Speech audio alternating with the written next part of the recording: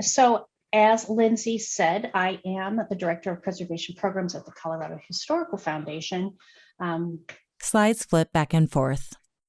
And so the Colorado Historical Foundation, to give you a quick overview, we have been accepting conservation easements for 40 years on historic buildings, structures, landscapes across the state.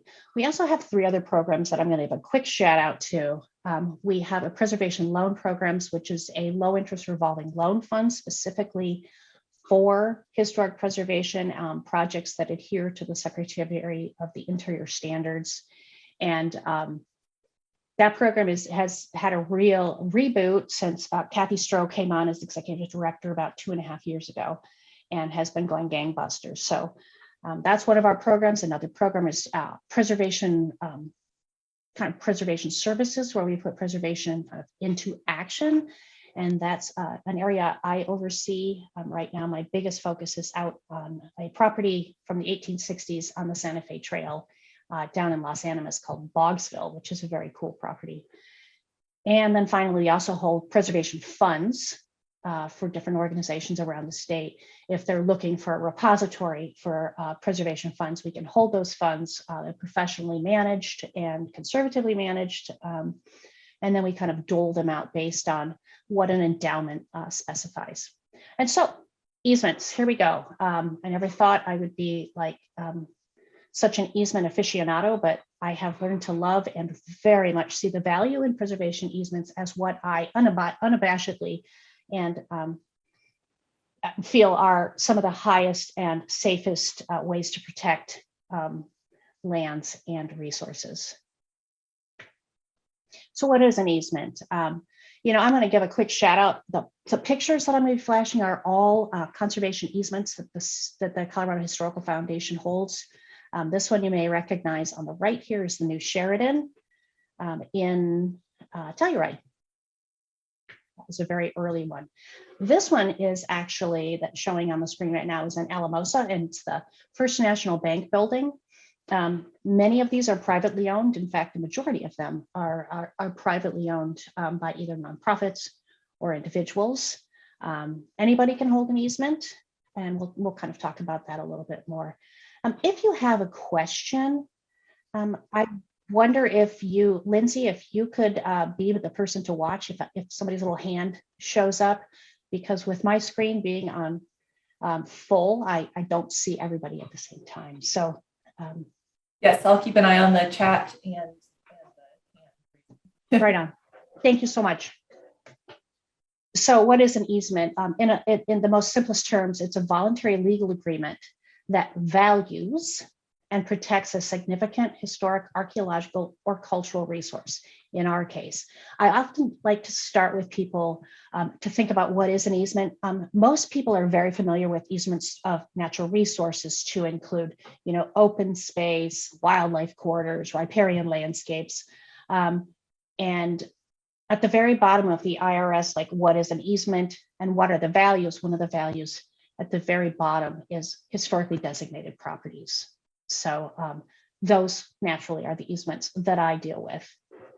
And within the terms of an easement, the owner gives up some rights or interest in their property rights to a qualified easement holding organization, and in our case, for historic preservation. This picture is the 17 Mile House out in actually east of Parker, Colorado, out on the plains. An easement lasts forever, though. I remember an early supervisor saying to me, I said, well, the city has a protective, holds that, and so it should be protected. And he said, that's not necessarily true, because when a city or a public entity runs it, that is at the public will. So if all of a sudden the public's like, we don't give a damn about our downtown or our historic courthouse, the new group, then that property is kind of up to the whim of that particular city council or county commission. So what an easement does is it runs with the title of the property. So regardless of who owns that property, it will be protected in perpetuity. And we could get into a whole nother conversation. I prefer to have a glass of wine in my hand for this one, but what is perpetuity And, what does that really look like down the road? But for now, perpetuity means it's there and it is recorded in the county land records, and the property is safe. So easements are intended to protect a designated historic resource.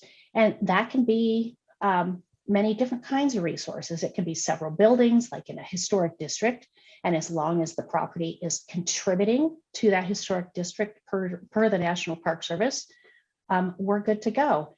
It can be, several buildings and an object. I hold one conservation easement on a property that has a beautiful William Moore sculpture on it that was put in and is considered contributing to that resource. So it can be a fountain, it can be several buildings, it can be a historic and cultural landscape. A list of 9 property types. So this is the Russell Gates Mercantile out in Elbert County. It's a beautiful little, serves now as a senior a community center and a senior gathering place. So thinking of property types that can be designated, private homes, industrial buildings, commercial buildings, sacred spaces, ranches, farmsteads, many railroading and mining facilities around the state of Colorado, historic view sheds, landscapes, archaeological sites. All of these can be designated and therefore protected by a conservation easement. For example, the Hover home. This is up in Longmont. The Hover home includes this amazing home and a beautiful lawn underneath. Archaeologically, there are several. Mr. Hover himself had a penchant for inventing new things and created an entire drainage system. There's a whole archaeological terracotta drainage system under this property.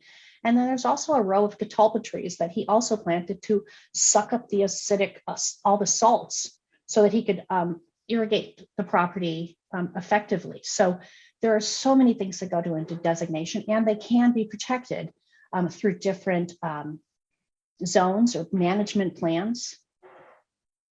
The Stanley Hotel, this is a National Register district I'm sure you're all familiar with, and the Stanley not only has an easement on the hotel and several of the outbuildings that are contributing to the resource, but out front, that beautiful view shed towards Long's Peak is also covered and protected by the conservation easement. Images of the Redstone Castle. The Redstone Castle, this is over in Pitkin County. And the Redstone Castle, again, has a view shed. It has the property, it has some kilns, we have a gazebo, we have and then of course that lawn in the top right that you're seeing, that goes down towards the Crystal River. This is all part of the setting and the context that make this property important and defined. 2 images of historic interiors. And sometimes there are interior spaces. Interior spaces can be called out. This is the interior, part of the interior of the Redstone Castle. And I'm thinking in Buena Vista, Katie, I was just up there and we were walking through the interior of the Chaffee County Courthouse, which has a very interesting interior easement. I know you are quite familiar with it, and there's talk of preserving that. And one thing people often ask me about interior easements, does that mean put your real estate hat on and think about when you buy a home, what's connected to the property is included as real estate. Things like furniture, things that are movable are not. I remember one realtor saying to me when I bought my first home, drapes come with it usually, but curtains don't, because drapes are connected. And I remember thinking, oh, good Lord. But funny, this has come back to my life. So looking at these properties, on this property, the interior of the Redstone Castle, this is a ostrich skin, the wallpaper on the walls. The ceiling is gold leaf. The woodwork was done by Stickley Brothers, and most of the interior light fixtures are done by Tiffany. So this is an interior that is intact spatially and with many of its original accoutrements. And so we have those things captured in a conservation easement. Quick funny story on the Redstone Castle. I think this is what makes easements interesting, is this property was seized in the 90s as part of a Ponzi scheme. And it went to the IRS, and the IRS was required through Section 106 to protect the property. So Section 106 is often, well, not often, but in some cases, a way that motivates an easement and the protection of the property. And it can be a solution for Section 106 challenges. So what motivates an easement? The IRS, again, Section 106, I have at the very bottom here, legacy protection. We have many people contact us interested in, I put my, blood, sweat, and tears into the restoration of this building. My kids don't want anything to do with it, and I think I need to sell it. And so I'd like to put a preservation easement on it to preserve it in perpetuity. And the work that I put into this, because I really value this building, and I would like it to be continued to be taken care of into the future. So legacy protection is one, a receipt of public financial support. I would say since the inception of the State Historical Fund, the vast majority of our 115 easements in our portfolio have been motivated by the receipt of this public money. And the idea is you receive all of this money, and if they receive over, I want to say, I think for private owners, it's 250,000. Perhaps for nonprofits, it's $500,000. If it hits this certain threshold, it moves from being a covenant, temporary protection, to the requirement or the deliverable at the end of the project, once it's been, the work has been done, is to put a perpetual deed of conservation easement on the property, on the exterior of the property, at the very least, to protect it. Tax benefits, and this is exciting news. I'm sure you are all familiar that in recent years, the state of Colorado has had a robust tax credit program for the donation of conservation easements. And there was much abuse of this program back in the 80s when many people were overvaluing land and then taking these ridiculous easements on the development potential, kind of stretching it. But the easement, kind of the formula for an easement is where's the property now, and how much would the property be worth if you could develop this piece of property?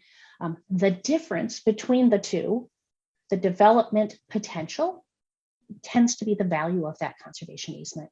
And that does take a professional appraisal to come in and look at the property and kind of like, here's what we could sell it for if we put a for sale sign out in the yard right now, versus if we kind of stop development potential right here. And that's what the value of the easement.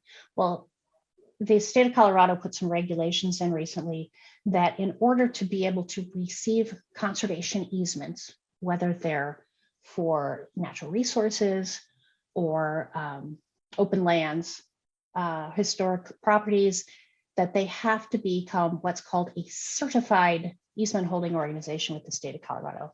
Well, the Colorado Historical Foundation is about to become the only easement holding organization in the state of Colorado that is certified to receive historic conservation easements for tax credits. And that is in process right now. And I'm super excited. It took me a while to get our board to buy on, but to me, it's another tool in our preservation toolbox to motivate owners to protect their properties.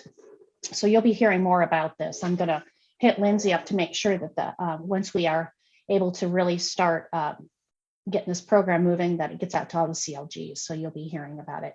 And of course, I already mentioned Section 106. And I also earlier mentioned that, most easements people are familiar with. When you think conservation easement, you think about Colorado Open Lands or the Colorado Agricultural Cattlemen's Land Trust. And those ones, they focus on fish, natural habitats, focus on fish.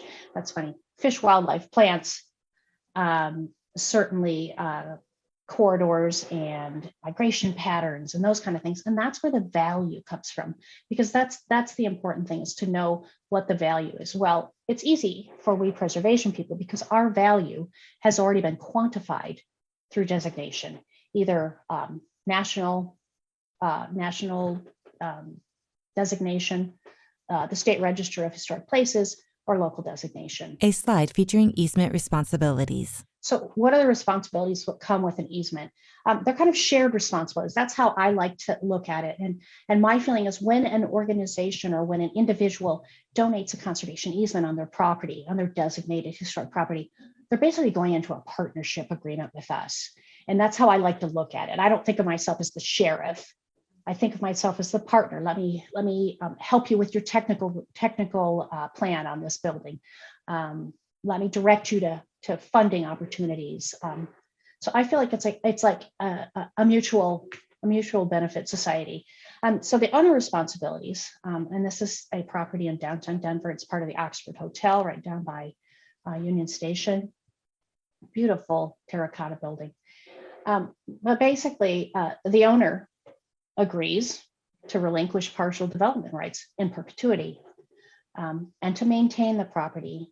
And this is a point that I want to be very clear about. It says to maintain the property. We develop what's called a baseline. And when we accept that easement, I visit the property, I photo document the hell out of it, and that gets recorded into the county land records along with the easement document. That is my baseline. And the baseline is where the owner agrees to maintain the property. When I take an easement on it, that doesn't mean that the foundation can go in and say, some people think, which I think is kind of ridiculous. Some people think, well, they're going to make us take out our air conditioner unit or remove our HVAC, which is just not right. Our goal ultimately as a partner and on behalf of the well-being of that property is to make sure that that property can be economically viable for that organization into the future.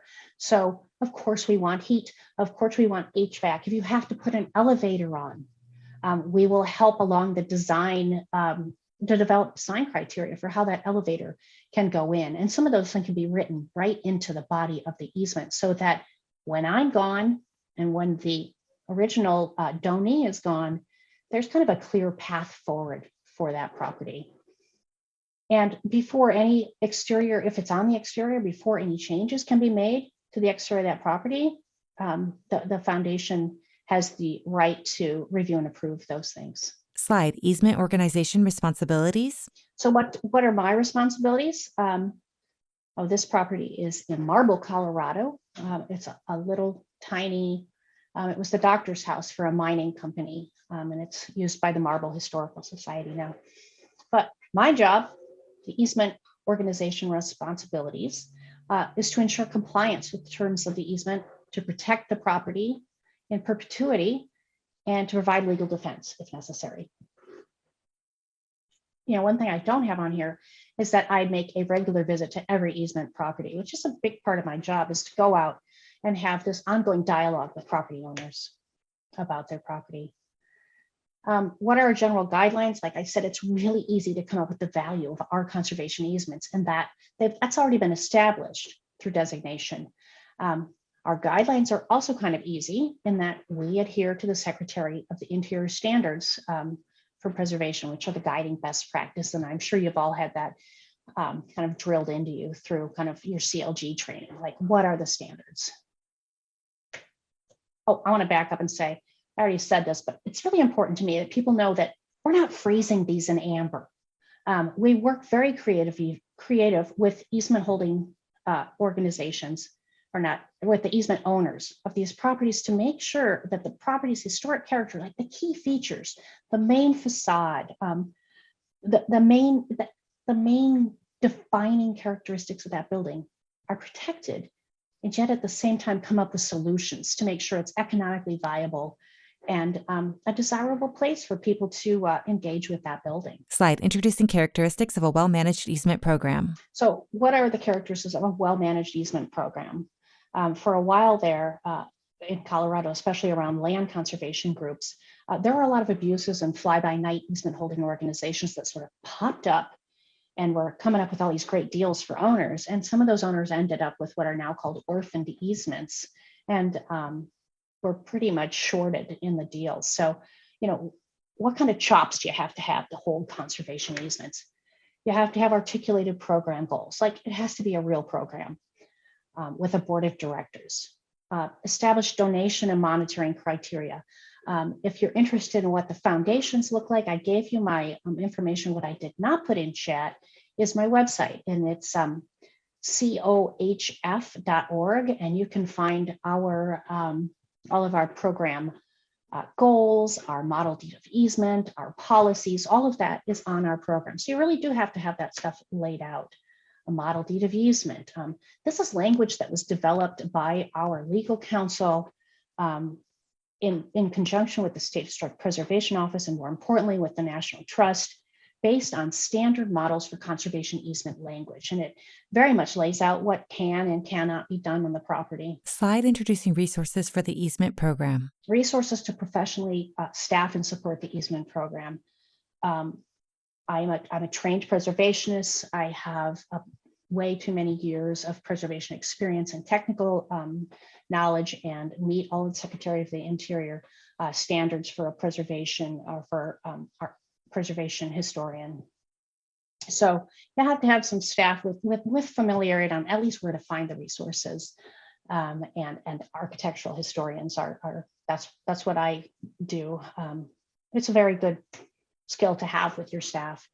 A formal monitoring plan. I get out there, I shoot for annually. Of course, COVID sort of threw a wrench in that, and I told people I'm going to come see your building, but not you.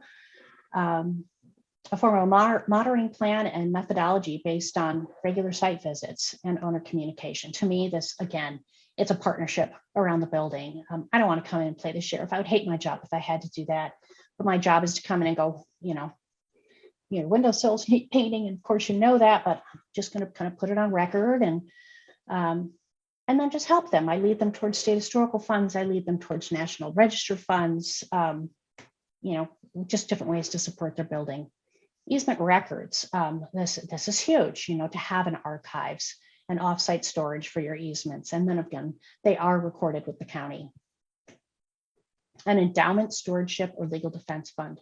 With every easement that we receive, we also request an endowment contribution based on the value of that property. And that is our legal defense fund in case we do need to go in and protect a property in the future. Slide introducing easement enforcement. And the ability to enforce the easement, including legal means if necessary. It's certainly never my first choice, and knock on wood, so far we've only had to do saber rattling in a few cases. But the thing that makes my job easy and enjoyable is that the majority of owners of historic properties love their historic properties and they want to do right by them, which really adds value to the partnership. And so, as I had hoped, we do have a few minutes left, and I would love to entertain questions and make this so I can take myself off of being the only speaker, and see if anybody has any questions about conservation easements.